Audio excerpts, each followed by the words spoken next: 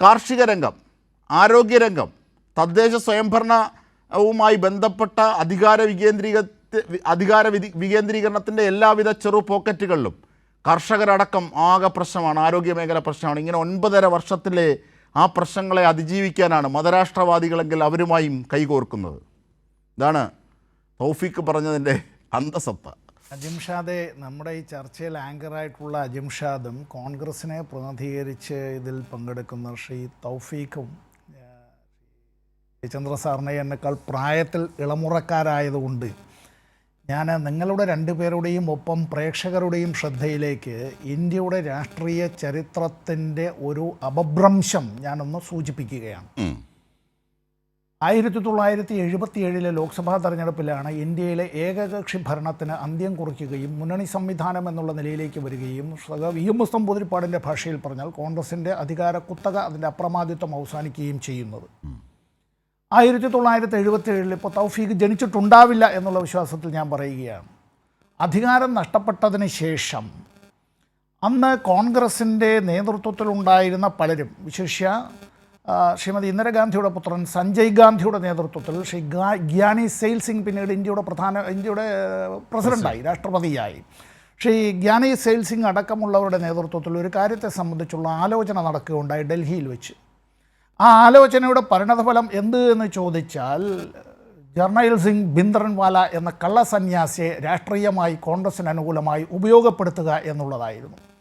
അങ്ങനെ 1977 രാഷ്ട്രീയാധികാരം നഷ്ടപ്പെട്ടതായ കോൺഗ്രസിന് രാഷ്ട്രീയാധികാരത്തിലേക്ക് തിരിച്ചു വരുന്നതിന് വേണ്ടി ഭിന്ദ്രൻവാല എന്ന കള്ളസന്യാസിക്ക് എല്ലാവിധത്തിലുള്ള സഹായങ്ങളും നൽകി എന്നുള്ളത് ഇന്ത്യയുടെ ചരിത്രത്തിൽ തന്നെ രേഖപ്പെടുത്തപ്പെട്ടിട്ടുള്ളൊരു കാര്യമുണ്ട്. എന്താ എന്ന് ചോദിച്ചാൽ റിസർച്ച് ആൻഡ് അനാലിസിസ് വിങ്, ഇന്ത്യയുടെ ആഭ്യന്തരവും വൈദേശികവുമായ ചാരപ്പണി നടത്തുന്ന, മാന്യമായ ഭാഷയിൽ രഹസ്യാന്വേഷണ വിഭാഗമായ ആ റോയുടേതായിട്ടുള്ള ഉന്നതനായ ഉദ്യോഗസ്ഥൻ ശ്രീ GBS സിദ്ധു ഇത് സംബന്ധിച്ച് രേഖപ്പെടുത്തിയിട്ടുള്ള ഒട്ടനവധി കാര്യങ്ങളുണ്ട്. അതൊക്കെ ഇപ്പോൾ ഡീക്ലാസിഫൈഡ് ആയിരിക്കും എന്നുള്ള വിശ്വാസത്തിലാണ് ഞാനിത് പറയുന്നത്.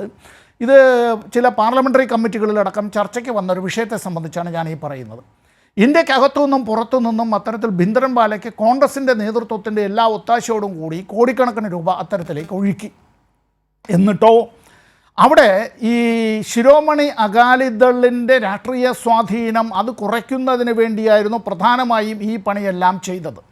അവിടെ ഈ സിഖ് മതവിഭാഗവുമായി ബന്ധപ്പെട്ട രാഷ്ട്രീയം കൈകാര്യം ചെയ്യുന്നവരാണ് അകാലിദൾ എന്നുള്ളത് ശരി തന്നെയാണ്. അപ്പോഴും ഓർക്കണം, കേരളത്തിലെ ഒരു കാലത്ത് വൈക്കം സത്യാഗ്രഹം അടക്കം നടക്കുമ്പോൾ അങ്ങനെ അന്നത്തെ അകാലികളുടെ നേതാക്കന്മാർ സകുടുംബം വരികയും കേരളത്തിൽ ഈ നമ്മളൊക്കെ കഴിക്കുന്ന ഈ ചപ്പാത്തി ഉണ്ടല്ലോ അതിൻ്റെ ഈ ഇങ്ങോട്ടേക്ക് കൊണ്ടുവന്നത്, ഞാനിപ്പോൾ വേറെ രാഷ്ട്രീയ ആരോപണ പ്രത്യാരോപണത്തിനല്ല, nothing else but history, nothing else but facts. അപ്പോൾ ഇത് എന്നിട്ട് ഇക്കാര്യത്തെ സംബന്ധിച്ച് ചെയ്തത് ഈ ശിരോമണി ഗുരുദ്വാര പ്രബന്ധക് കമ്മിറ്റിയുടെ തെരഞ്ഞെടുപ്പ്, SGPCയുടെ തെരഞ്ഞെടുപ്പ്, ആ തെരഞ്ഞെടുപ്പ് വളരെ പ്രധാനപ്പെട്ട തെരഞ്ഞെടുപ്പാണ്. അതിൽ അകാലിദളിനെ പരാജയപ്പെടുത്താൻ വേണ്ടി കോൺഗ്രസിൻ്റെ എല്ലാവിധത്തിലുള്ള ആ സർവ്വസന്നാഹങ്ങളും അങ്ങനെ ഒഴുക്കിയത്, സഹായം നൽകിയത് ഇങ്ങനെ ഈ ജർണൈൽ സിംഗ് ഭിന്ദ്രൻവാലയെ ജയിപ്പിക്കുന്നതിന് വേണ്ടിയാണ്. അതിന് തിരിച്ചൊരു സഹായമുണ്ടായി. ആ സഹായം എന്നുള്ളത് പഞ്ചാബിൽ ഈ അവിടെ പഞ്ചായത്ത് തെരഞ്ഞെടുപ്പ് നടക്കുമ്പോൾ അത്തരത്തിൽ ഭിന്ദ്രൻവാലയുടെ പടവും വെച്ച് അങ്ങനെ കോൺഗ്രസിൻ്റെ സ്ഥാനാർത്ഥികൾക്ക് വേണ്ടി വോട്ട് അഭ്യർത്ഥിച്ചു. തീരുന്നില്ല. 1970കളുടെ അവസാനത്തിൽ തുടങ്ങി 1980കളാവുമ്പോഴേക്കും പാർലമെൻറ്റ് തെരഞ്ഞെടുപ്പിലടക്കം അങ്ങനെ ഭിന്ദ്രൻവാലയുടെ പടവും കോൺഗ്രസ് സ്ഥാനാർത്ഥികളുടെ പടവും അവരുടെ തെരഞ്ഞെടുപ്പ് ചിത്രവും വെച്ചുകൊണ്ട് കേരളത്തിൽ ഇക്കാര്യങ്ങൾ ഇവിടെ ദേശാഭിമാനിയിൽ മാത്രമൊന്നുമല്ല ഇത് റിപ്പോർട്ട് ചെയ്തു വന്നത്. ഇന്ന് കോൺഗ്രസ്സിന് വേണ്ടിയിട്ടുള്ള എല്ലാ പ്രചാരവേലകളും നടത്തുന്ന മലയാള മനോരമയിലും മാതൃഭൂമിയിലും അടക്കം ഇതിൻ്റേതായിട്ടുള്ള ചിത്രങ്ങൾ അന്ന് അച്ചടിച്ച് വന്നതാണ്. ഞാനന്നൊരു കോളേജ് വിദ്യാർത്ഥിയാണ്.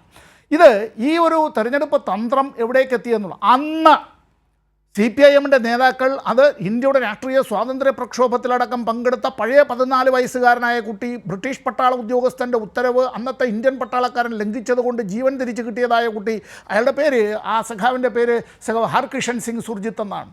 നിങ്ങൾ ചെയ്യരുത്, ഇത് തീക്കൊള്ളി കൊണ്ട് തലച്ചൊറിയുകയാണെന്ന് പറഞ്ഞിട്ട് മനസ്സിലായില്ല. എന്നിട്ട് സംഭവിക്കുന്നത് എന്ത് എന്ന് ചോദിച്ചാൽ, ഞാനത് തൗഫീഖിൻ്റെ കൂടി അറിവിലേക്ക് വേണ്ടി പറയുകയാണ്, അങ്ങേയറ്റത്തെ ജാഗ്രത. തെരഞ്ഞെടുപ്പുകൾ വരും പോകും, പക്ഷേ ഈ രാഷ്ട്രം നിലനിൽക്കണം, നാട് നിലനിൽക്കണം. നമ്മൾ ജനങ്ങളെ ഈ വിധത്തിൽ അത്തരത്തിൽ വർഗീയതയുടെ കൈകളിലേക്ക് അവരെല്ലാം കൊണ്ടെത്തിച്ചു കൊടുക്കരുത്.